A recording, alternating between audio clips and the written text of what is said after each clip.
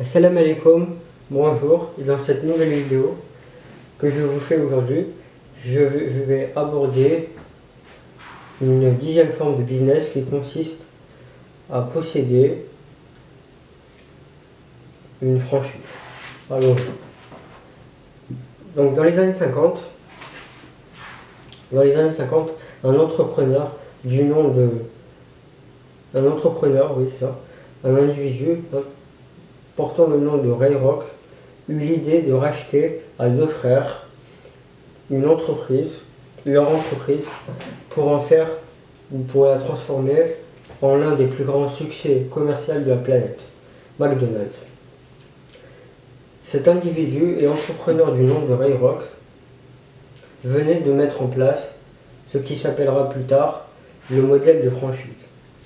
Aujourd'hui, la franchise est un modèle d'expansion, un modèle commercial d'expansion d'entreprise qui s'est démocratisé, notamment en Europe et en Occident.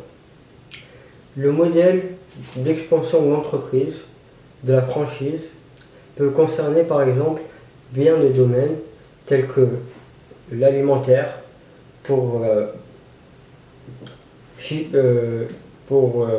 par exemple McDonald's qui est une firme américaine, KFC qui est une firme américaine, ou même Taco Bell, ou en Europe plus exactement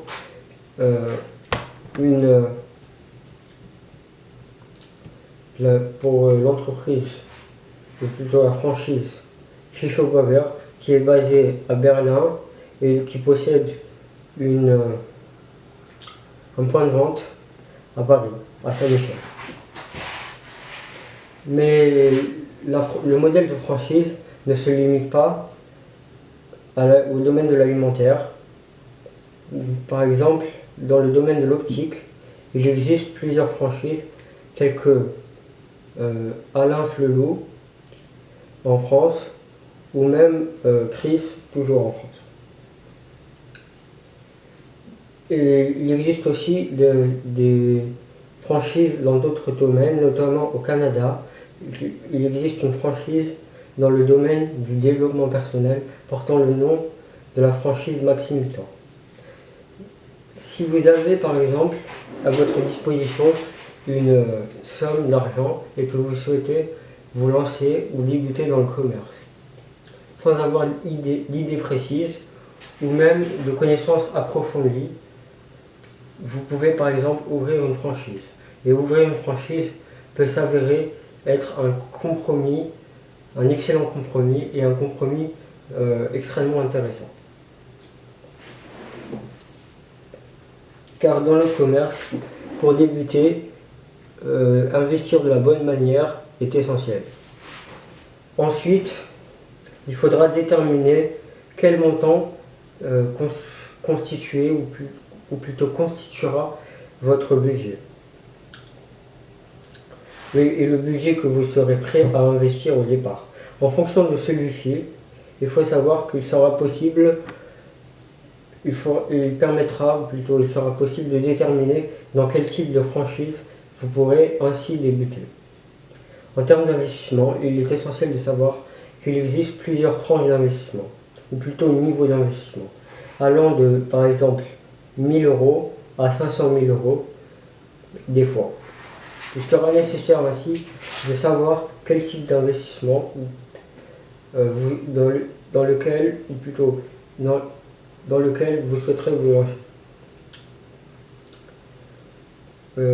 Ou quel type d'investissement plus exactement vous souhaitez réaliser. Une fois que vous aurez déterminé et trouvé une franchise en accord avec vos critères, vous pourrez entrer ensuite en contact avec elle.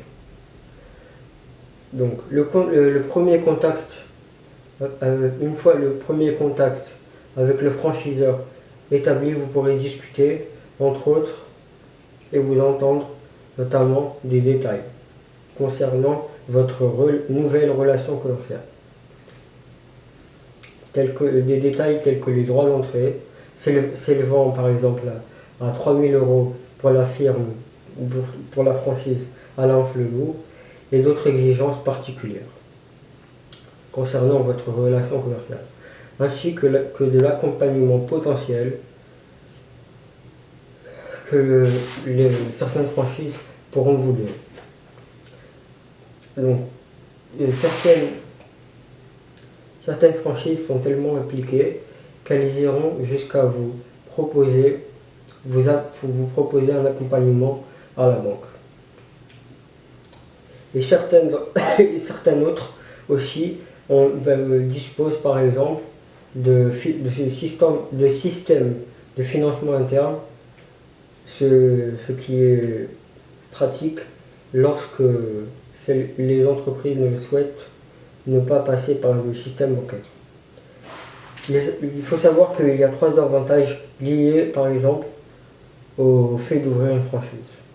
Donc le premier, c'est qu'en ouvrant une franchise, vous bénéficierez directement de la notoriété et des signaux sociaux